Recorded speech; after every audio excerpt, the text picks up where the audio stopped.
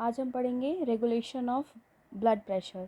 हमारी बॉडी के अंदर ब्लड प्रेशर किस तरीके से रेगुलेट होता है, मतलब हमारी बॉडी के अंदर ब्लड प्रेशर किस तरीके से हाई होता है और किस तरीके से लो हो जाता है।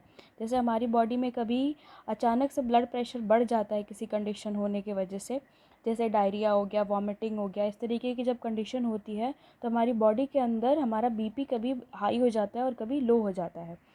तो इस कंडीशन में हमारी बॉडी किस तरीके से उसको मेंटेन करती है, कैसे रेगुलेट करती है, इसके बारे में हम पढ़ने वाले हैं। जैसे हमारी बॉडी हाई हो जाती है तो कौन से फैक्टर्स उसके ऊपर रिस्पॉन्सिबल होते हैं, और अगर हमारी बीपी लो हो जाता है तो कौन से फैक्टर उसके लिए रिस्पॉन्सिबल होते हैं, उसी को पढ़ने वाले हैं। तो हमारे रेगुलेशन ऑफ ब्लड प्रेशर के अंदर दो फैक्टर्स वर्क करते हैं। एक को हम बोलते हैं नर्वस रेगुलेशन और एक को हम बोलते हैं रीनल रेगुलेशन।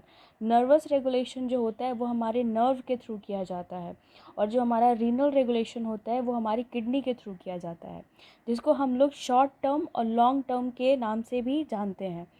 जो नर्वस रेगुलेशन होता है इसे हम शॉर्ट टर्म रेगुलेशन कहते हैं, क्योंकि ये अपना काम जो होता है वो विद इन अ सेकेंड करता है। सेकेंड से भी, एक सेकेंड के से भी कम टाइम में ये ब्लड प्रेशर को रेगुलेट कर देता है। और वहीं पे अगर हम रीनल रेगुलेशन पढ़ते हैं, किडनी के थ्रू जब हमारा ब्लड प्रेशर रेगुलेट होता है तो वो लॉन्ग टर्म होता है, मतलब इसको कंट्रोल करने के लिए, रेगुलेट करने के लिए ज़्यादा टाइम लगता है। ओके, तो आज जो है हम पढ़ने वाले हैं सिर्फ नर्वस रेगुलेशन को हम इस वीडियो के अंदर पढ़ेंगे। नेक्स्ट जो लॉन्ग टर्म है उसको हम सेकेंड वीडियो के अंदर कवर करेंगे। तो नर्वस रेगुलेशन के अंदर हम पढ़ते हैं कि नर्व किस तरीके से हमारे ब्लड प्रेशर को कंट्रोल करता है और रेगुलेट करता है। तो हमारे ब्रेन के अंदर एक सेंटर होता है जिसे हम लोग बोलते हैं वैसोमोटर सेंटर। वैसोमोटर सेंटर जो हमारे मेडुला ऑब्लंगेटा के अंदर प्रेजेंट होता है, जो हमारे ब्रेन का मेडुला ऑब्लंगेटा होता है उसके अंदर हमारा वैसोमोटर सेंटर पाया जाता है। इस वैसोमोटर सेंटर के अंदर तीन तरीके के एरियाज़ होते हैं। एक एरिया को हम कहते हैं वैसो कंस्ट्रक्शन एरिया, एक को हम कहते हैं वैसो डायलेशन एरिया, और एक को हम बोलते हैं सेंसरी एरिया। ये कैसे फंक्शन करता है? फॉर एग्ज़ाम्पल, अगर हमारा बॉडी और हमारी बॉडी के अंदर ब्लड प्रेशर लो है, अगर हमारी बॉडी के अंदर ब्लड प्रेशर लो है तो हमारा कार्डियक आउटपुट जो होता है, जो हमारे हार्ट से ब्लड आगे की तरफ जाता है, तो जब वो कार्डियक आउटपुट हो रहा होता है तो वहाँ पे हमारा अयोटा है, अयोटा के थ्रू हमारी बॉडी के अंदर वो ब्लड जो होता है वो पूरी तरीके से सप्लाई किया जाता है। तो जब अयोटा से ब्लड जाता है और वो ब्लड का जो फ्लो रेट होता है वो लो हो गया है, बिकॉज हमारा ब्लड प्रेशर लो है, तो ब्लड प्रेशर अगर लो है तो हमारा कार्डियक आउटपुट भी क्या हो रहा होगा? कम हो रहा होगा, कम अमाउंट में हमारे अयोटा से ब्लड आगे की तरफ जा रहा होगा। तो जब अयोटा से हमारा ब्लड कम अमाउंट में जाता है, मतलब कार्डियक आउटपुट डिक्रीज़ हो जाता है, तो हमारे अयोटा के अंदर बैरो रिसेप्टर्स होते हैं।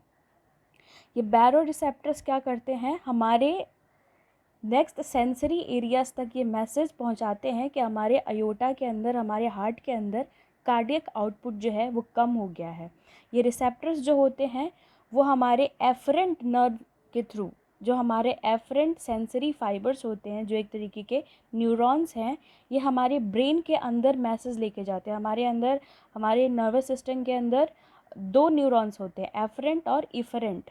एफरेंट वो नर्व होते हैं जो हमारा मैसेज ब्रेन तक लेके जाते हैं, और इफरेंट न्यूरॉन वो होते हैं जो हमारे ब्रेन से अदर पार्ट्स तक, पेरिफेरल पार्ट्स तक जो मैसेज ले करके आते हैं उसे हम इफरेंट बोलते हैं। तो जैसे हमारा कार्डियक आउटपुट डिक्रीज़ होता है तो हमारा बैरो रिसेप्टर्स के थ्रू हमारा मैसेज जो है वो सेंसरी एरियाज़ में जाता है। किसके थ्रू? एफरेंट न्यूरॉन के थ्रू। और ये एफरेंट न्यूरॉन हमारे सेंसरी एरियाज़ के अंदर मैसेज लेकर के जाता है, और ये सेंसरी न्यूरॉन जो होता है, सेंसरी एरिया जो होता है, वो हमारा प्रेजेंट है वैसोमोटर सेंटर के अंदर। अब इसके बाद ये क्या करता है? फिर हमारा सेकेंड, जैसे इसमें बीपी जो है वो लो है, तो हमें बीपी अगर लो है तो हमें बीपी को बढ़ाना है।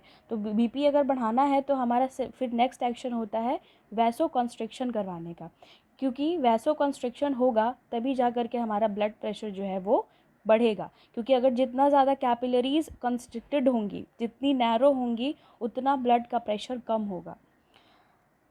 जैसे ही सेंसरी एरियाज़ में मैसेज जाता है एफरेंट न्यूरॉन के थ्रू, हमारा नेक्स्ट एक्शन होता है वैसो कंस्ट्रिक्शन का, और ये वैसो कंस्ट्रिक्शन का मैसेज हमारे मेडुला ऑब्लंगेटा के थ्रू आगे बढ़ता है।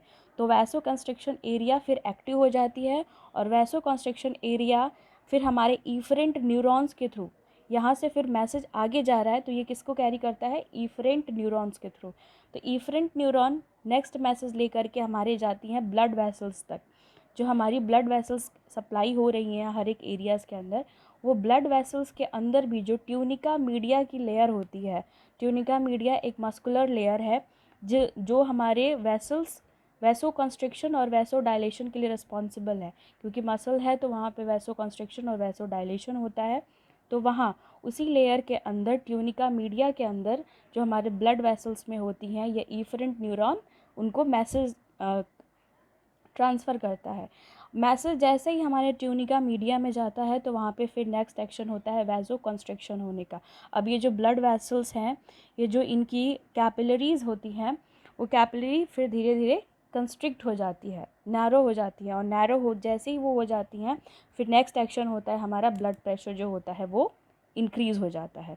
जैसे यहाँ पे ये आपकी ब्लड वेसल्स हैं, और ये ब्लड वेसल्स की ट्यूनिका मीडिया लेयर है, जो एक मस्कुलर लेयर है, इसके अंदर हमारे इफरेंट न्यूरॉन ने मैसेज ट्रांसफ़र किया, और ये मैसेज जैसे ही यहाँ पे आता है, यहाँ पे ये मैसेज आएगा, तो तुरंत ये जो ब्लड वेसल्स होती हैं ये कंस्ट्रिक्ट हो जाती हैं। कंस्ट्रिक्ट मतलब नैरो हो जाती हैं, और ये जैसे ही नैरो हो जाएंगी, तो इसके अंदर जो ब्लड फ्लो हो रहा है वो कम अमाउंट में आने लग जाएगा, लेसर अमाउंट में आएगा, जिसके वजह से हमारे आगे वाले ब्लड वेसल्स जो होती हैं वो उनका प्रेशर बढ़ जाता है, क्योंकि एरिया कम हो गई है तो ब्लड प्रेशर जो होता है वो इंक्रीज़ हो जाता है। इस तरीके से जो हमारा पहले ब्लड प्रेशर लो था, अब वो ब्लड प्रेशर हाई हो जाता है, ब्लड प्रेशर जो होता है वो इंक्रीज़ हो जाता है। और इसी तरीके से हमारा जो वैसो मोटर एरिया और नर्वस रेगुलेशन के थ्रू हमारा ब्लड प्रेशर जो होता है वो रेगुलेट होता है।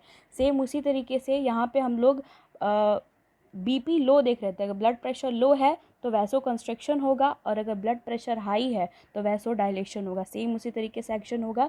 वैसो डायलेटर एरिया के अंदर मैसेज जाएगा, वैसो डायलेटर एरिया फिर इफरेंट न्यूरॉन्स को एक्टिव करेगा, और इफरेंट न्यूरॉन फिर जा कर के हमारे ब्लड वेसल्स के अंदर ट्यूनिका मीडिया को ये मैसेज देता है, और ट्यूनिका मीडिया मस्कुलर लेयर है, वो क्या कर देती है? वैसो डायलेशंस कर देती है। तो ये अब एरिया पहले कम थी, लेकिन अब फिर उसके बाद क्या हो जाती है? और ज़्यादा डायलेट हो जाती है। तो एरिया जो है वो डायलेट होगा, तो ब्लड का फ्लो कैसा हो जाता है? और ज़्यादा अमाउंट में होने लग जाता है, जिसके वजह से जो कंजेशन था, जो कम अमाउंट में ब्लड था, वो और ज़्यादा उनको एरिया मिल जाती है, जिसके वजह से बीपी हमारा डिक्रीज़ हो जाता है। तो इस तरीके से हमारा नर्वस रेगुलेशन के थ्रू बीपी का रेगुलेशन होता है। आई होप आपको समझ में आया होगा।